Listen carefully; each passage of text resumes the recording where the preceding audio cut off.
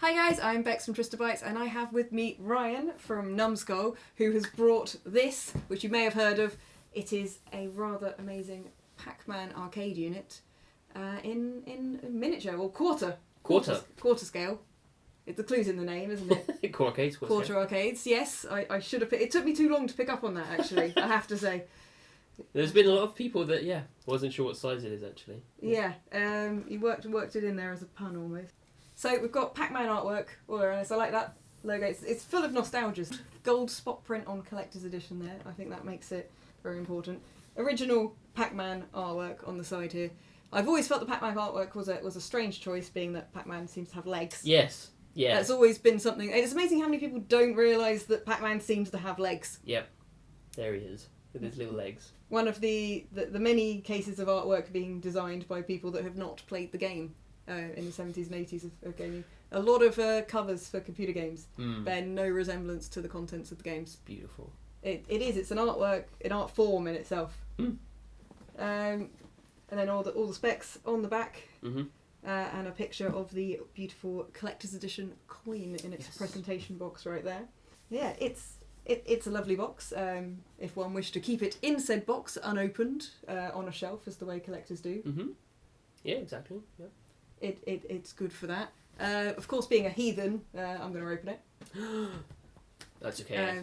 It's already been opened several times, so it's not quite that dramatic a statement. But you know, right? I'm going to start opening this. Ooh. I'm quite famously bad at opening things, so I'm quite happy that this is very much been opened multiple times. Yes, yeah. Because this is the prototype. No sellotape.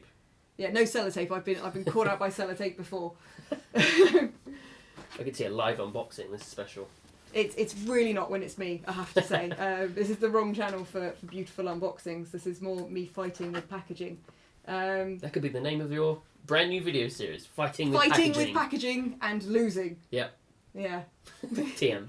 Yeah. I don't know if that's kind of giving away the end of every video if I put and losing. Maybe I'll pretend I can open packaging. I'm unsure. First thing, certificate of authenticity, because these are very limited edition. How many of these are there? So 10,000 worldwide. Very nice. I like that with the Pac-Man. You probably can't pick it up on camera, but there's actually a Pac-Man image just in the background there. Very nice. It feels very, very, very authentic. Very certificate-like. Yep, that's the idea. We did it. They hit the nail on the head already. First thing out the box. Happy. Right. I'll replace that there. Also a beautiful collector's coin. But I'm not quite important enough for the box that this comes in. I did take a photo of it at the press event that we had the other day. But for now, just the coin for me. I do like the skull on the back there. Yes, nice little touch. Adds a nice gothic touch. More important people than me get a cardboard box around this with a lovely little lid and design. Lovely limited edition foam there. It is. Wow. It's beautiful. And I have to be very careful with this now. A me for scale, so that should hopefully help with the scale. Yeah, with the scale. So this is the unit. Yes. It's cute. It is cute. I've said that a lot. Yes. I will continue saying that because I feel fighting against that instinct is going to fail. What size is this? Can you remember the specifications? Exactly what size it is? Putting you on the spot now. Oh gosh, no, I can't remember the exact. I mean, it is quarter scale, so as you can see, this big. This big. I'll put some numbers. We'll have the specific numbers on the website here, on the screen and on the website. The idea is it's enough of a size that you can keep it in your house, but it still be playable. And then obviously the idea is you'll have enough space for it in your house, as you wouldn't with a large cabinet. Yeah, well, unless you were very lucky. Yes. Yeah, I think that the Retro Hunter, he's got lots of full-size ones, but I believe that's all that he has in his house. Right. But with this, obviously, yes, you can still keep your furniture, your kitchen sink, your sofa, your pets, your family, if you like them, all those kind of things. So it is gorgeous and cute. How large is the screen on this? So it's a 5.5-inch TFT screen. It's pretty high quality, so you look at it and it looks perfect, really. We did initially have some issues with scaling because of obviously the screen size, but that's all sorted and it looks pretty awesome actually. It looks really good to play. Yeah, I mean the whole thing is beautifully made. The quality on this is quite ridiculous. It's basically made exactly as you'd make an arcade cabinet, but in super cute miniature. Yep. I say miniature, or I'm a giant, either way. Because this is a wood construction. There's no plastic on the outside here. This is made of wood with decals applied with completely authentic scaled down artwork. Pac-Man complete with legs. Ghost, who looks significantly more frightening than he does in the actual game. That'd be Inky, wouldn't it? Yes. Inky's way cuter than that. My fave. Yeah, even like that with the red Yeah, mouth. even like that. What a beautiful terrifying ghosty boy. there. Gorgeous light up top here, so you can turn down the lights in your house slightly and be lit by the glow of Pac-Man. Everything on here is in the instructions, all the artwork around the screen here. You've got the tiny little 25-cent coin slots there. As decoration, please do not feed all of your money into the arcade machine. It's on free play. It's on free play. You're fine. Free play, guys. Although you do load coins up by these cute little buttons. I keep saying the word cute. This may become a drinking game for this. It is quite unavoidable. It's completely accurate, isn't it? So if you know what an arcade machine for Pac-Man should look like, or you don't, and you would like to know, this is basically the closest you can get to one without buying a much larger house and filling it with arcade cabinets. Exactly. So the front, as you would expect, utterly gorgeous, ridiculously detailed. Artwork around on the sides. On the back, you have got wire mesh. Wire mesh is just like the original arcade. Yeah, and down the bottom you've got your power. This takes standard USB, micro USB in, and a volume control down there. And you said there was also going to be a battery indicator? Yes, there's going to be a small battery indicator so you can tell how well it's charged, because you don't need to keep it plugged in. You can actually charge it through its internal battery and then, set it aside. So yeah, what's the playtime on it when it's so charged? I'm not sure of the exact number, but we've had it at events fully charged for a whole weekend basically, and it's not died. I mean, it's not too intensive. It's really just a small light and the screen really, so it lasts quite a long time once it's fully charged. Yeah, and obviously you can play it while it is. And you can play it while it's charged, of course. As well, it's just depending on how portable you would like your quarter scale arcade to be. It's good that you have both options with that. Inside, I know we're not looking at a Raspberry Pi in here. This is bespoke. Yes. Yeah, so there's a bespoke board in there made on a custom emulator with the original arcade ROM. We know that people are going to open it up. We didn't want people to open it up and just see, oh, there's a Raspberry Pi there. It's just running off of an emulator online. That's what we wanted. We wanted it to be, even on the innards, just as original to the original arcade machine as possible, which we think we've done. Yeah, and people have tested this as well. I've seen videos of other YouTubers with far more time than me who have played this game and checked that all the tiny places where you can hide and the ghosts won't find you on the original arcade cabinet, they still function on this. So they have verified for me that this is definitely the original arcade ROM, and you guys are totally telling the truth. Also, this is completely licensed. Yes. So that is obviously with permission. You can find lots of things, obviously, that are machines with various ROMs on and stuff, but if you want the authentic experience license, then this is an awesome way to do it. And it allows you to have a mini arcade in your home, really. Yeah, and the first of many. Yeah, and you guys have got plans for quite a few more. Exactly, yes. So we wanted to start big. We wanted to start with Pac-Man. Everyone knows Pac-Man. But we have lots of other ones planned. So at the moment, other Namco titles, so Galaga, Galaxian, Ms Pac-Man.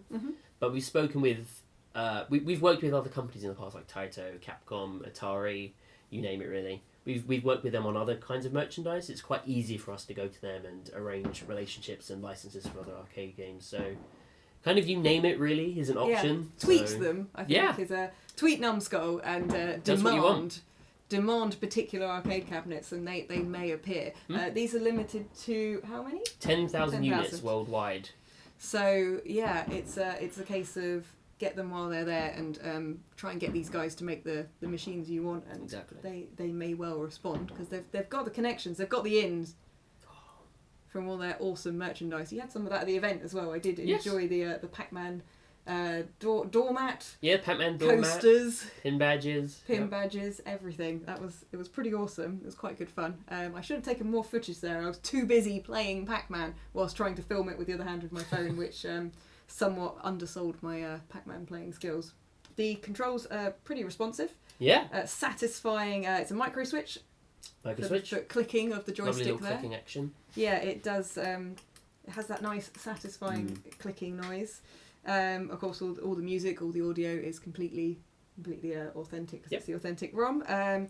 You've got speakers in here which have now you've updated from some of the previous prototypes with so the volume control is now smooth. Yes. Yeah. We had so again we've sent out this prototype quite early on, where it had a few little tiny issues that were very easy to tweak, to be honest. Yeah. One of them was that the volume didn't fully mute. It obviously now does and will on the final release version. But that's why we sent it out, really, is we got a lot of feedback from the community. It's I keep just wanting to say the word cute. We're fine with that. It's the cute. least technical word I could possibly use to describe such a technical thing, but it is incredibly cute. And I didn't play a huge amount of arcade games as a kid either. Right. I didn't really get to go to the arcades. It's a very long, sad story that I tell very often. So being able to have that experience in my living room, even if it is only temporarily, because apparently I'm not allowed to steal this, is really awesome, actually. What's your kind of main connection? What draws you to helping to create miniature arcade consoles? Sure. So for me personally, it's more about the preservation. We're all at Numskull gamers, all of us. It's not just a product to us. It's a real love. We have a deep passion and love for this thing and for Pac-Man itself. So for other people on the team, they really did grow up with arcade games. They really do remember going into an arcade and seeing Pac-Man there and wanting to reproduce that for the home. For me personally, I didn't grow up with arcades. I obviously grew up with Pac-Man on arcade compilations and stuff, but I didn't have the real thing. So I've never been able to experience it. And there's definitely a problem with preserving that kind of thing in the game community and for games in general. And that's always been a primary focus of mine is preserving video games. And so I feel that unless I'm able to spend tens of thousands of pounds on massive arcade cabinets, which I don't have the space for. And a massive house in order to put them all in. Yeah, I unfortunately don't have the space for all that. But this is as authentic as I'm going to get. And it's perfect. It's perfectly playable. It means I can keep lots of different ones in my home and display them all. And yeah, it means I'm preserving basically the original experience of playing on an arcade machine. And I think that's why having the original ROM on there is actually quite important. It was very important to us that it was the original arcade ROM. It's the first time I've ever played on a full-size arcade cabinet was very recently, actually, and I've played that and then played this, and it's a pretty identical experience. Yeah, you just get to feel like a giant. Yeah, which is great. Which is a bonus, really. Yeah, that's a bonus. You get to feel like a giant rather than feeling like you can't move around your house. Yeah. And it is a really lovely idea, and preserving video games is something that's becoming more and more of a hot topic recently as well. Yeah. We have so many games where those units are gone and they weren't in repair, and people weren't thinking at the time that they were going to become something so influential and important, part of our childhoods, part of development of technology. And it's only recently that a lot of people have realised that things are vanishing, we're losing things, and maybe preserving these things is actually a really important idea. Yeah. So it is awesome to see something done to this level of authenticity. And they would look rather awesome all lined up in a row. I get very tempted to try and hide this down my shirt and run away at the end of this. I'm very, very tempted. But I think you might notice. Maybe. And I've told you. My skills as a thief are basically... Terrible thief. I'll stick to YouTube. Right, so even I can do that. That's self-explanatory. Like that. Numskull up at the front, Pac-Man, and then we're straight into the ROM from there. Oh, look at that! That is beautiful. Numbers, grids, testing. This was the first. Pac-Man was the first game to have named characters. Yeah. There was first cutscenes as well. If you can call them that. They're cutscenes in air quotes. They're cutscenes. Yeah. They're cutscenes. They put a lot of effort into those. Definitely a revolutionary game. Right, so I load up with some coins. Exactly. I'm going to give myself many credits, not because I'm bad at this, but just shh. It's on free play for a reason. You've got 1 and 2 player there as well, so you can actually play it in 2-player mode if you want to. I could play it in 2-player mode, but I feel you've got to play this quite a lot, and therefore... That's true. I should just be able to steal all of the glory for myself. It's such a good click. Yeah, the click feedback on that joystick is beautiful. It really makes it. We didn't want it to just be a display piece, although I'm sure some people will just use it as a display piece, which is absolutely fine. There will be people who refuse to open the sticky tape. There will be people that probably leave it in the box or put it in a cabinet and leave it be. But we wanted to make it fully perfectly playable as well. So it's actually fun to play as well as just being a really decent collectible. Yeah, I think that's important. Yeah, of course, absolutely. We knew people would pull us up on it, really. We knew if it wasn't a completely accurate representation of the game, and again with the cabinet, that arcade people would know. Like, people are passionate about arcade games. They're passionate about Pac-Man. We wouldn't be able to just pull a fast one. We know that we'd be pulled up on it immediately if there are any issues. Of course, I mean, if there's one thing that the retro gaming community know, it's authenticity. Yeah. Oh my goodness.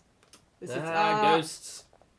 Trying to talk and play games is interesting. In my impending joining of Twitch, I'm somewhat worried by the fact every time I have attempted to talk and play games, it's gone somewhat badly.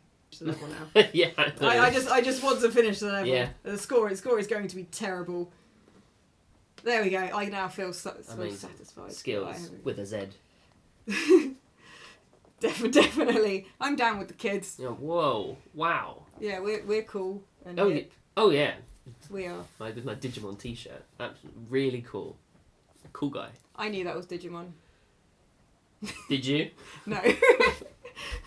But the important thing is I know who Pac-Man is. Yes. And that he doesn't have legs, which legs. is more than the original artist, who presumably just wasn't given enough of a brief. I'm not blaming the artist.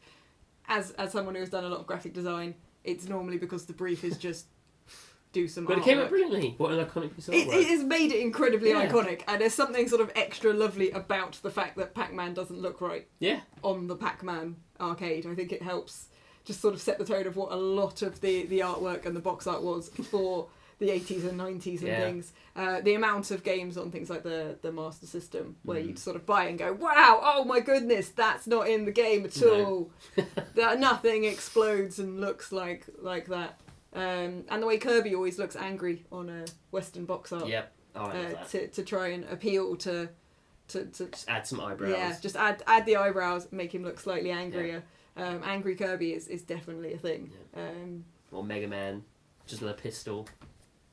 Beautiful. Amazing. And again, that's something that needs to be preserved. If we just had Pac-Man in a digital format played as a ROM, no one would know that Pac-Man has got legs on the artwork for the arcade cabinet. So it's an extra part of the experience as well that does need to be remembered, and you would otherwise possibly have forgotten about. There are certain games I would particularly like to see made into miniature arcade consoles, if you could accommodate me there. Go on, I'm curious now. Which? I would very much like Tempest. Tempest? Yeah. Tempest is, and it's a game I think that would translate very well into a quarter scale format because it has a jog controller, which is something that can be scaled down quite easy. I mean, it's actually quite small on the original unit as it is. I think Tempest would be a pretty awesome one. Yeah, there's so many opportunities really. I mean, we're just thinking of loads of different things at the moment, and it's pretty exciting.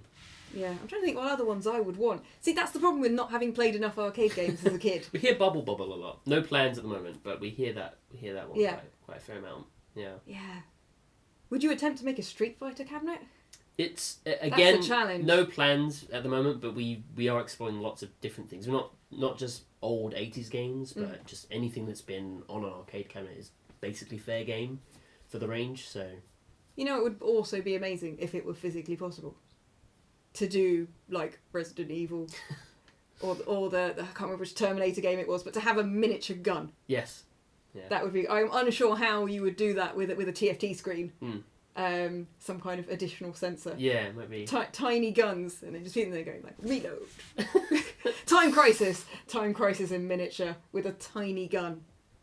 That would probably be quite frustrating to play, but amazing. Yeah. I'm just throwing these things out there. I love it. I love hearing ideas. Ridiculous challenges that I want to give you. You've now proven that you can do Pac-Man. Yes. The challenge is now to come up with a solution to the impossible and make a light gun for a TFT. We'll explore all ideas, really. We want to have it be a pretty wicked and varied range. So, where can people order these? Where can they pick them up? Cool. So go to www.quarterarcades.com. That's where you'll be able to pre-order one at the moment. If you want to get one in time for Christmas, make sure you do pre-order it before it launches at the start of December. When it does launch, obviously there may still be some units left. It is limited edition, so it might not, but we just can't assure they will arrive in time for Christmas, basically. But it comes with the collector's coin, comes with the certificate and the lovely box, so it's a lovely bit of kit. And you'll get a nice little lovely display box for your collector's coin, because you're more important than I am. Yep. Just making it awkward. Don't mind Yeah. me. Just making it awkward. Yeah. All the other channels got boxes. In fact, some of the channels didn't even get coins. That's true. Yeah. In I fact, most of them didn't retract most of the things I or just said. certificate. Yeah. Yep. I apologise profusely. That's, I'm moderately important. Thank you for validating me. You're very welcome. Can I now steal this? No. Right. Right, so thank you very much for letting me play this. You're very welcome. And I wish you would let me steal it, but apparently that's not happening, and I need to let this man go home. Yeah. But yeah, if you have enjoyed the video, do all of the liking, subscribing, bell smashing things, ridiculous things that you're younger than me, you know what this bell smashing is about. No. You're supposed to do things like that. I'm supposed to say these things at the end of YouTube videos. It's some kind of mandatory rule that's now been added to YouTube videos. It's a list of 25 things you need to do before you can leave the screen. But yeah, thank you again. This has been awesome fun. Yeah. And I look forward to seeing everyone's footage of them playing this and getting a significantly higher score than me. Good luck. Awesome. Bye guys. Bye.